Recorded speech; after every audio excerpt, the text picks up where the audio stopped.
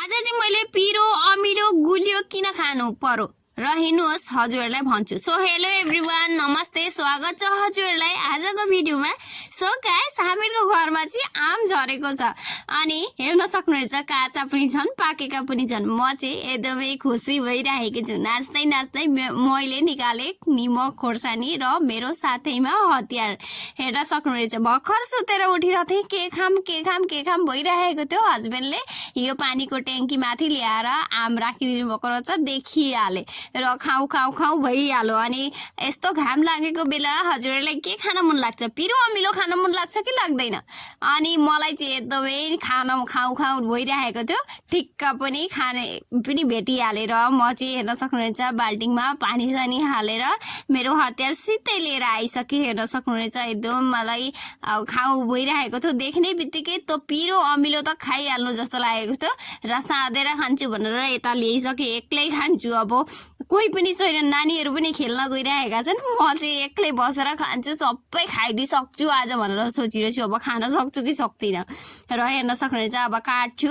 र हामीहरूको घरमा आम त छन् तर प्राय जस्तो बिग्रेका छन्। हेर्न सक्नुहुनेछ, मतलब खोइ किन हो यसपालि चाहिँ धेरै नै बिग्रिए। अब पानीहरू भइरहेर होला कि के भएर हो। अनि आम चाहिँ एकदम ठुल्ठुला मिठा खालका छन्। यी आम चाहिँ कति प्राय बिग्रेका छन्, कति प्राय अब नबिग्रेका पनि छन्, राम्रा पनि छन्। र यो चाहिँ एकदमै पाकेको रहेछ, कस्ता टेस्टी गुलिया पनि छन्। र आउनुहोस् हजुरहरूलाई पनि म देखाउनु पर्यो हामीहरूको घरको आम भनेर चाहिँ म यहाँ फटाफटसँगले काट्दैछु। अनि हजुरहरूलाई गुलियो अमिलोमा के मनपर्छ? मलाई चाहिँ जुन चटपटा हुन्छ पिरो अमिलो होइन हो त्यस्तो खालको खान मन लाग्छ। र यहाँ खोर्सानी यसरी मजाले भाँचेर यसरी मिचे साँधेर खान्छु भनेर सोचिरहेको थिएँ, लेकिन यसरी खान चाहिँ अझै मजा हुन्छ। र आउनुहोस् त खाम, कस्तो मिठो भयो गाइस।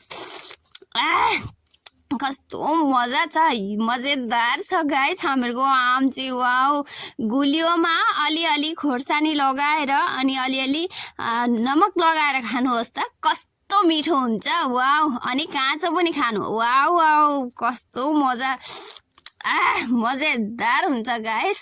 हजुरहरूले यसरी ट्राई गर्नुभएको छ, खानुभएको छ कि छैन कमेन्ट गरेर भन्नुहोस् त। वाउ, मजा लाग्छ। र म चाहिँ एक्लै एक बाल्टिङ लिएर बसिरहेको छु। 5-6 दाना छन्, लगभग 2-3 केजी नै छ। हामीहरूको घरको आम चाहिँ ठुल्ठुला छन्। यति खाइसक्छु कि सक्दिनँ हजुरहरूलाई देखाउँछु। र एकदम मजा लागिरहेछ। हेर्न सक्नुहुन्छ क्या दामी छ, क्या टेस्टीवाला छ।